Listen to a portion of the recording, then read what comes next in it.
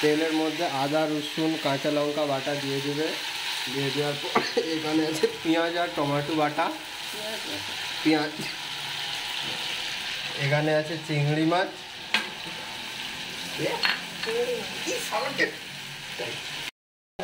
তারপরে আছে এটা টমেটো বাটা। পরে তেলটা গরম মানে তেল ছেড়ে দিলে তারপরে একটু হলুদ, 1 টিস্পুন হলুদ গুঁড়ো দিয়ে আর 1 টিস্পুন লঙ্কা গুঁড়ো দিতে হবে, 1 টিস্পুন নুনও দিয়ে দিতে হবে। মশলা থেকে তেলটা ছেড়ে দিলে পরে টমেটো বাটাটা দিয়ে দিতে হবে।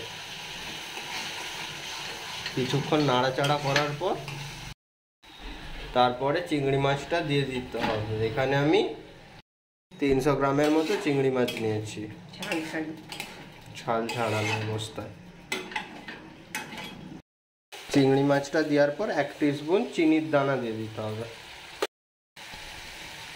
এবার কিছুক্ষণ সিদ্ধ হওয়ার জন্য চাপা দিয়ে দিতে হবে।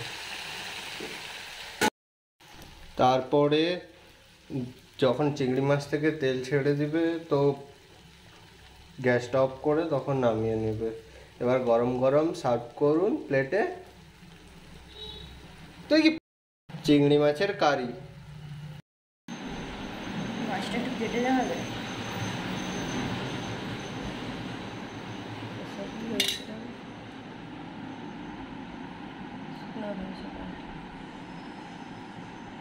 গরম কি তাহলে মাছটাকে কেটে দেওয়া হবে?